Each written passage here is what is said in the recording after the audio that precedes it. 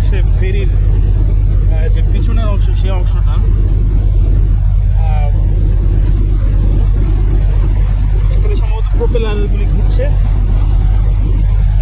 দুরন্ত গতিতে ঘুরছে সেই প্রোপেলার, এবং সেই প্রোপেলারের ধাক্কায় যে বাড়িতে যে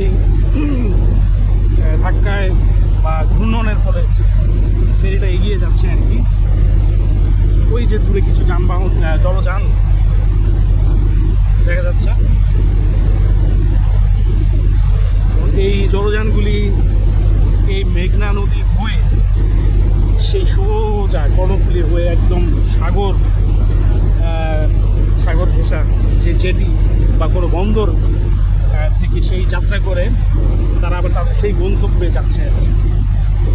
তো এখনও বাংলাদেশের যে পণ্য পরিবহনের যে রিপোর্ট আমি দেখেছি, এখনও এই নদীর পথে সিংহভাগের বেশি, অলমোস্ট 60% পণ্য হচ্ছে নদী পথেই পরিবহন হয়ে থাকে। এটার কারণও আছে, সেটা হচ্ছে যে এটার পরিবহন যেই খরচ সেটা খুবই কম স্থল পরিবহনের তুলনায় আর কি।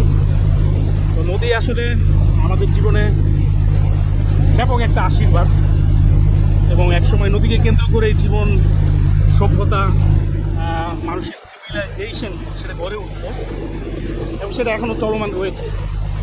নদীকে ঘিরেই মানুষের জীবন, জীবিকা, আবহাওয়ামান বাংলার যে সংস্কৃতি, যে জীবন বৈচিত্র্য, সেটা সেই নদীকে ঘিরেই রয়েছে এখনও।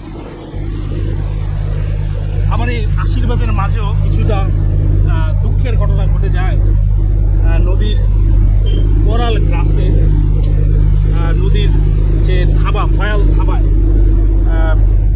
মানুষ তাদের ভিটে মাটি ঘর হারায়, মানুষ বাস্তুচ্যুত হয়। আবার সেই নদীকে তারা আপন করে নেন। এভাবেই হচ্ছে নদী মাতৃক বা নদী কেন্দ্রিক মানুষের এই যে জীবন, ঠিক এভাবেই আসলে পরিচালিত হয়।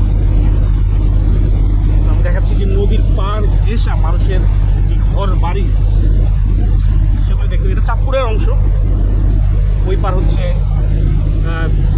শরীয়তপুর, না শরীয়তপুর না, ওইটা হচ্ছে রাজরাজেশ্বর যে চর, এটার পরে শরীয়তপুরের বর্ডার লাইনটা শুরু। আমার ফোনে এখনও রাজরাজেশ্বর দেখাচ্ছে, এবং আমি জানি যে ওই পার ওটুকু পর্যন্ত রাজরাজেশ্বর। আর এটা চাঁদপুর সদরের একটা ইউনিয়ন,